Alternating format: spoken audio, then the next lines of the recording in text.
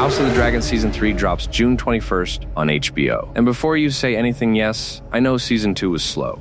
We all felt it. 8 episodes of people staring at each other across long tables, promising that the war was coming. The war is now here. And I've gone through every trailer frame, every leaked detail, everything from the source material, and there is something major that nobody is saying out loud. Someone dies. Someone important. Early. Like episode 1 or 2 early. I'll tell you who before this video ends. Stay with me. But first, real quick, for anyone who needs the recap. No shame. Season 2 was a lot. Season 3 picks up directly after the Season 2 finale and continues the Dance of the Dragons Civil War. 2 sides. Team Black, that's Rhaenyra Targaryen, the rightful heir, who has been exhausted and betrayed for 2 entire seasons. Team Green, that's Aegon II, her half-brother, who was on a throne he was never supposed to sit on and spent most of Season 2 getting increasingly injured and increasingly unhinged. Season 2 ended with armies marching, Alicent cutting a secret deal with Rhaenyra, and the actual war that everyone had been waiting for since 2022 finally, definitely, unavoidably starting. No more chess pieces being arranged, the board is getting flipped. And the reason Season 3 feels different from Frame 1 is because the Battle of the Gullet, which was actually supposed to happen at the end of Season 2, got moved to open Season 3 instead. So we've been waiting for this battle for 2 years, and it's not a mid-season moment. It's the cold open. No warm-up episode. No slow political conversation in a candlelit room. Straight into the largest naval battle the show has ever attempted. Lord Corlys Velaryon leading his fleet in a blockade of Blackwater Bay. Both sides unleashing dragons, and the sea turning into something nobody survives cleanly. And this is where we get to the death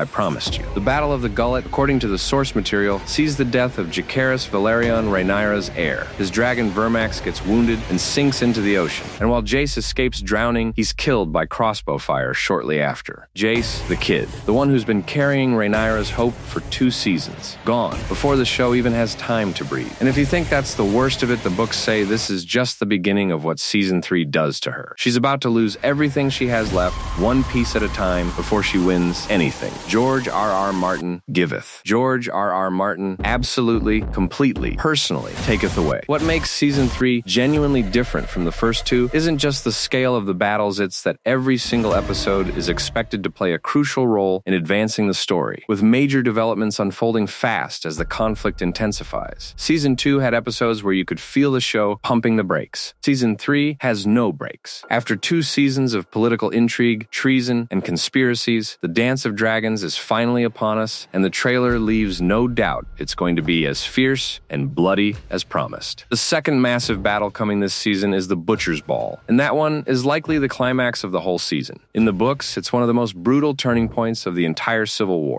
A land battle where the Greens take a hit so devastating it reshapes the entire conflict going into the final season. 2 set pieces that the show has been building to for 3 years. 8 episodes to finally deliver on all of it. And the dragons, let's talk about the dragons for a second, because they are genuinely the main characters of this show. And Season 3 is where they go full war machine on each other. With dragon riders on both sides preparing for battle and dragons dominating the battlefield, this is expected to be one of the most violent and destructive chapters yet. Team Black has numbers Rhaenyra, recruited 3 new dragon riders in Season 2, even making Vhagar uneasy. But Team Green has Vhagar herself, the biggest, oldest, most terrifying dragon alive, controlled by Aemond with 1 eye and pure concentrated spite. 1 Vhagar versus 5 smaller dragons is not as one-sided as the maths suggests. That thing is a flying nuclear weapon. People will lose dragons this season. Dragons will lose people. The sky over Westeros is about to become the most dangerous place on the show, and in a show where you can get poisoned at a wedding that is genuinely saying something. Now here's the big picture thing worth sitting with. Season 3 is the penultimate chapter. Season 4 is coming in 2028 and will be the final season, which means Season 3 is the Infinity War of this show. The everything falls apart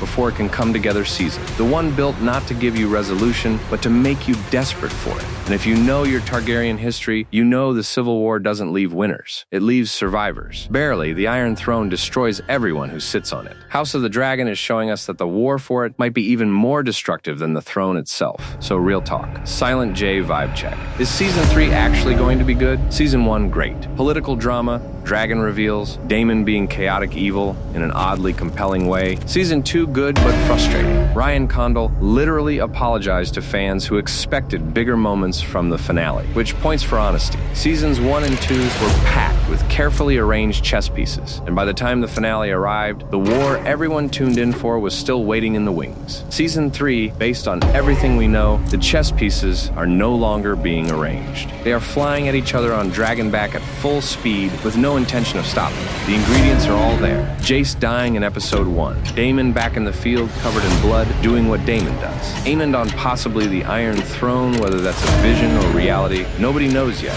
and either option is terrifying. Cregan Stark showing up from the north with genuinely an army of elderly men because winter was coming and he couldn't spare the young ones, and yet the elder warriors of the north are still not people you want to fight. The Butcher's Ball setting up the final season. 8 episodes with nowhere to hide and no slow episodes left to give. If this season doesn't deliver, nothing will. But that trailer says it will. June 21st, HBO and Max. Episode by episode, every Sunday until the finale on August 9th. Drop in the comments Team Black or Team Green. And which death this season do you think is going to hurt the most? Because I already know mine, and I'm genuinely not ready. Subscribe to Silent J. I'm doing a full breakdown after every single episode this season, week by week. Every dragon, every death, every terrible decision made by a Targaryen in a blonde wig. Let's go.